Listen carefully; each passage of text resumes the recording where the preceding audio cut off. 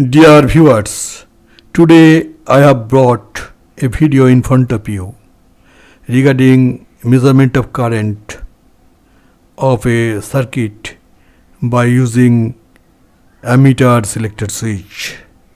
Please watch the video.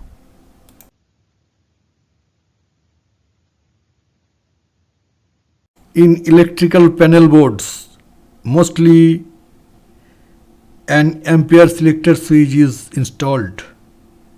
In a single phase system, we need only one ammeter with a current transformer to meter the total load in amperes. But in a three-phase system, for metering amperes for each line, we need 3 ammeter and 3 current transformer. But in the electrical panel board, we can do this with only one ammeter or ampere meter by using the ammeter selector switch. Simply speaking, in order to reduce the number of ammeters, an ammeter selector switch can be used. Current transformer should be placed on each line, and the secondaries of the current transformers are connected to the ampere selector switch.